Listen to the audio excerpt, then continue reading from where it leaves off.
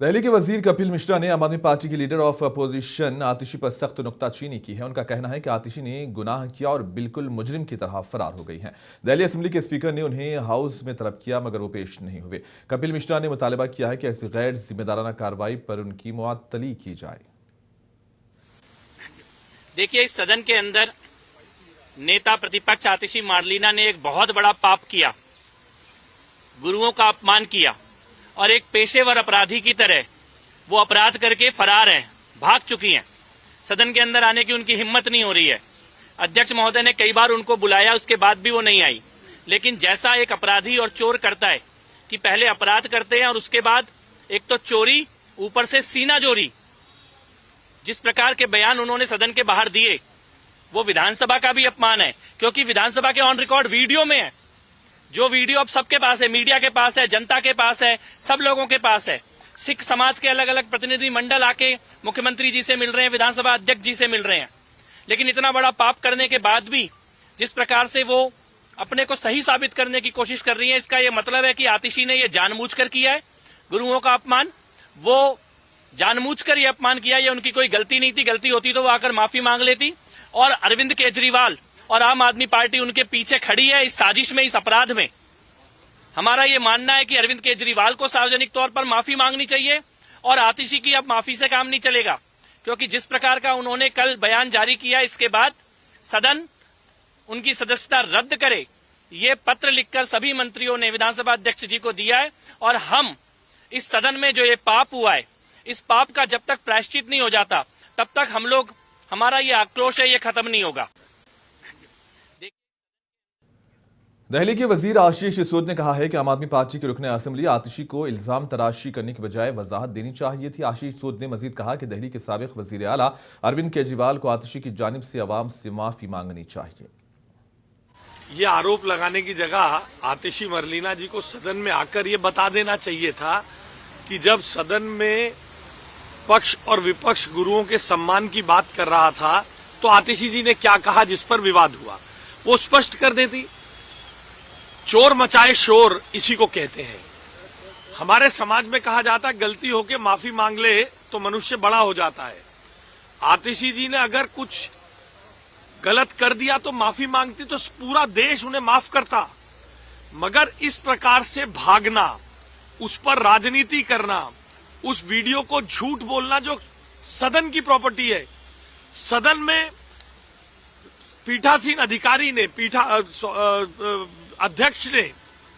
अध्यक्ष ने वर्बेटम पढ़कर बताया पीठ से, अध्यक्षीय पीठ ने वर्बेटम पढ़कर बताया है। उस वर्बेटम को आतिशी जी कैसे डिनाई कर सकती हैं? इसको कहते हैं चोरी और सीनाजोरी। आपसे गलती हुई, आप माफी मांगते, समाज के सामने सर नीचा करके शीश नवा के माफी मांगते, लोग माफ करते। अब मेरी पूरी तरह से मांग है, ये अरविंद केजरीवाल और उनकी पार्टी की ढिठाई है। उनके नेता माफी नहीं मांग रहे, अरविंद केजरीवाल और उनकी पूरी पार्टी देश से माफी मांगे गुरुओं के अपमान के लिए। भारत की शूटिंग फेडरेशन में एक अफसोसनाक वाकया सामने आया है। कौमी शूटिंग कोच अंकुश भारद्वाज के खिलाफ एक नाबालिग खिलाड़ी ने जिनसी ज्यादती का इल्जाम लगाया है, जिसके बाद national rifles association of India ने उन्हें मुअत्तल कर दिया है। पुलिस ने मामले की तहकीकात शुरू कर दी है और मुतासरा खिलाड़ी के एफआईआर में बताया गया है कि वाकया नेशनल चैंपियनशिप के दौरान फरीदाबाद में हुआ। एनआरएआई के कहा है कि भारद्वाज को अखलाकी बुनियादों पर मुअत्तल किया गया है और तफ्तीश मुकम्मल होने तक वो किसी भी कोचिंग सरगर्मी से मुंसलिक नहीं होंगे।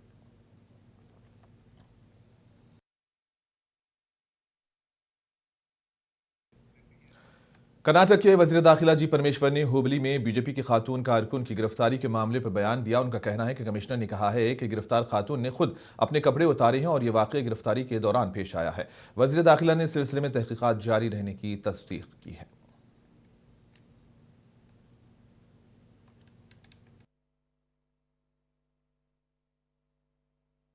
No, the commissioner of Hubli has already made a statement. He has expressed what exactly has happened. He said that while arresting that woman, she herself removed her clothes and all that. He has made a statement. So once the commissioner himself has made a statement. Karnataka के वजीर प्रियांक खरगे ने Congress party के बारे में कहा है कि यह पार्टी किसी फर्द के लिए या किसी फर्द के जरिए नहीं बल्कि उसकी 140 साल तारीख और विरसे की हामिल है। उन्होंने जोर दिया कि कांग्रेस की जड़ें मजबूत हैं और उसकी क़ियादत और नजरियात सदियों से अवाम की खिदमत के लिए वक्फ हैं। ಒಂದು ಮಾತ್ರ ಸ್ಪಷ್ಟವಾಗಿ ಹೇಳಲಿಕ್ಕೆ ಬಯಸ್ತಾ ಇದ್ದೀನಿ, ಇಂಥ ಹೇಳಿಕೆಗಳು ಸರಿಯಲ್ಲ. ಬಿ ಫಾರ್ಮ್ ಬೇಕಾದಾಗ ಕಾಂಗ್ರೆಸ್ ಪಕ್ಷ ಬೇಕು, ಚುನಾವಣೆ ಸಂದರ್ಭದಲ್ಲಿ ಪ್ರಚಾರ ಬೇಕಾದಾಗ ಕಾಂಗ್ರೆಸ್ ನಾಯಕತ್ವ ಬೇಕು, ಅವರ ನಮ್ಮ ಪಕ್ಷದ ತತ್ವ ಸಿದ್ಧಾಂತ ಬೇಕು. ಎಲ್ಲ ಗೆದ್ದಾದ್ಮೇಲೆ ಅಧಿಕಾರ ಅನುಭವಿಸಾದ್ಮೇಲೆ ಅಥವಾ ಅನುಭವಿಸ್ತಿರ್ಬೇಕಾದ್ರೆ ಕಾಂಗ್ರೆಸ್ ಪಕ್ಷ ಯಾರು ಅಂತ ಹೇಳೋದು ತಪ್ಪಾಗ್ತದೆ. ಯಾರೇ ಇರ್ಬೋದು ಅದು. ಈಗ 140 ವರ್ಷ ಹಂಗೆ ಬಂದಿದ್ದೀವೇನ್ರಿ? 140 ವರ್ಷ ಇತಿಹಾಸ ಇದೆ ಕಾಂಗ್ರೆಸ್ ಪಕ್ಷದ ನಾಯಕತ್ವ. ನಾನು ಹೇಳ್ದಂಗೆ ನಿರಂತರವಾಗಿ ಬೆಳೀತಾ ಹೋಗ್ತಾ ಇದೆ, ಮುಂದೆ ಕೂಡ ಬೆಳೆಯುತ್ತೆ. ಯಾರು ಒಬ್ಬರಿಂದ ಪಕ್ಷ ಅಲ್ಲ. The party is not by ಇಂಡಿವಿजुअल.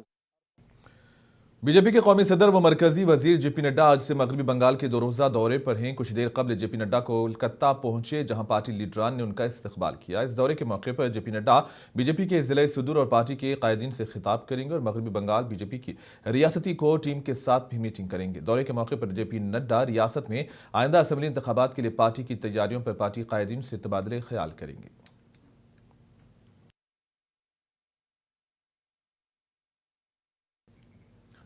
ED की कार्रवाइयों के बाद तृणमूल कांग्रेस ने सख्त रद्देमल का इजहार किया। पार्टी के सरबराह और मगरबी बंगाल की वजीर आला ममता बनर्जी ने टीएमसी के आईटी हेड और आईपीएसी चीफ प्रतीक जैन के घरों पर छापे को लेकर कहा कि यह सियासी इंतकाम है। ममता बनर्जी ने सवाल उठाया कि क्या मरकजी वजीर दाखिला का काम है कि वो सियासी जमातों के आईटी सरबराहान के घरों पर छापे डलवाएं।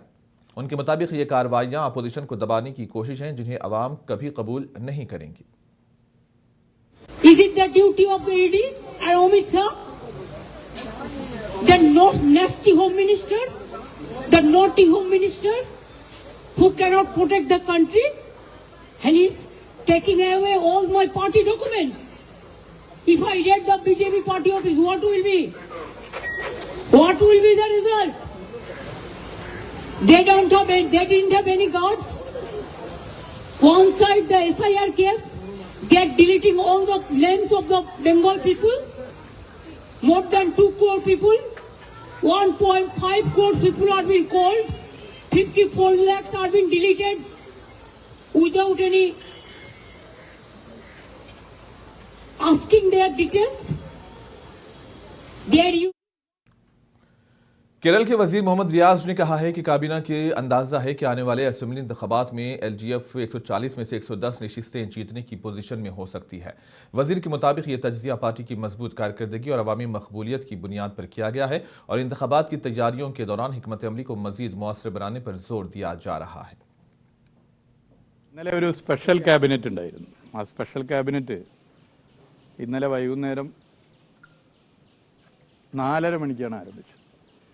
3 മണിക്കൂർ 7:30 മണിക്കാണ് അത് അവസാനിച്ചത്.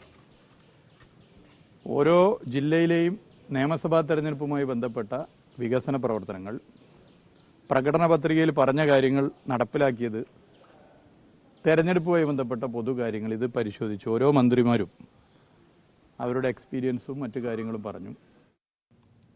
बीजेपी के मरकजी रहनुमा और वजीर दाखिला अमित शाह 11 जनवरी को केरला असेंबली इंतखाबात की मुहिम का इफ्तिताह करेंगे। पार्टी रहनुमा राजीव चंद्रशेखर ने कहा है कि रियासत की सियासत में इस मुहिम के जरिए अहम और बुनियादी तब्दीलियां मुतवक्को हैं, जिससे केरला में सियासी मंजरनामे पर गहरे असरात मरतब हो सकते हैं। അസംബ്ലി ഇലക്ഷൻ അതിനുവേണ്ടി ജനങ്ങൾ ആ ഒരു പുതിയ ഭാവിക്ക് വേണ്ടി ഒരു തീരുമാനം എടുക്കട്ടെ എന്ന് ഞാൻ പ്രാർത്ഥിക്കുന്നു. ജൂലൈ 2025 അമിത്ഷാജി ഇവിടെ വന്നു. അദ്ദേഹം ഞങ്ങളുടെ മിഷൻ 2025 ലോക്കൽ ബോഡി ഇലക്ഷന്റെ തെരഞ്ഞെടുപ്പിന്റെ പ്രോഗ്രാം ഉദ്ഘാടനം ചെയ്തു. അദ്ദേഹം ഇനി ജനുവരി 11 തീയതി कांग्रेस रहनुमा दीपदास मुंशी ने कहा है कि आने वाले केरला असेंबली इंतखाबात में मुत्तहिदा यूडीएफ वाज़ेह अक्सरियत के साथ इख्तिदार में आएगा। उनका कहना है कि अवामी हिमायत और मजबूत सियासी हिकमत अमली की बुनियाद पर यूडीएफ रियासत में कामयाबी हासिल करेगी और हुकूमत तश्कील देगी। If you can put some number, it will be nice. How can I put some number now? Your expectations are Expectation UDF will come in power with full majority and we will bring back the glory of Kerala.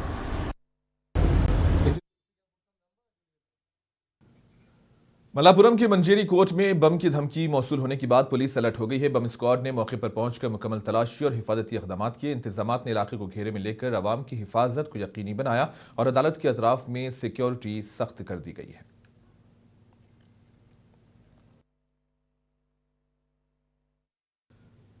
Patna के civil court में बम की धमकी मिलने के बाद हंगामा much गया। Security खदशात के पेश नजर अदालत के अहाते को फौरी तौर पर खाली करा लिया गया, जबकि पुलिस और बम स्क्वाड ने मौके पर पहुंचकर तलाशी मुहिम शुरू कर दी। एहतियाती तदाबीर के तौर पर इलाके को घेरे में ले लिया गया है और सिक्योरिटी सख्त कर दी गई है। सत्यापन और छानबीन की जा रही है। बम स्क्वाड और डॉग स्क्वाड को सूचित किया गया है, वो लोग आ रहे हैं, वो लोग अपने स्तर से भी छानबीन करें। सर लगातार जो है बम की सूचना मिलती है अफवाह को लेकर, पूर्व में भी मिली थी सूचना, एक बार फिर परिसर को खाली कराया गया था, इस बार फिर मिला है सूचना मिली, हम लोग सत्यापन कर रहे हैं। उत्तर प्रदेश में बीजेपी के रियासती सदर पंकज चौधरी ने कहा है कि विकसित भारत जी बिल करप्शन के खिलाफ एक मौसर सर्जिकल स्ट्राइक के तौर पर पेश किया गया।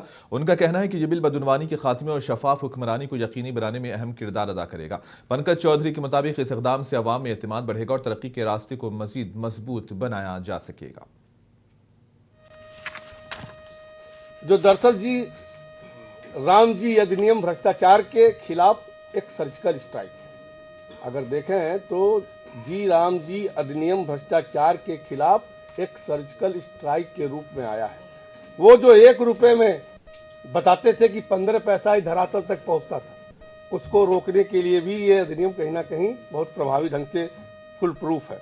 और कांग्रेस ने अपने परिवार के हर सदस्य के नाम पर योजना चलाई है, लेकिन एक योजना राम जी के नाम पर बन गई तो उन्हें बड़ी समस्या हो रही है। और इसी के साथ ही खबरों का सिलसिला यहीं पर इख्तिताम पजीर होता है। दीजिए इजाजत, आदाब।